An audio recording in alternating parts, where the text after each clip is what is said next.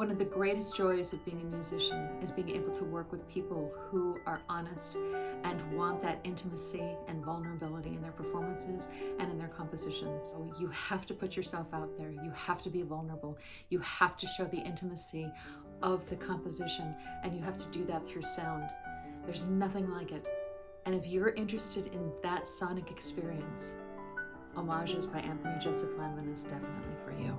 Coming out on June 10th.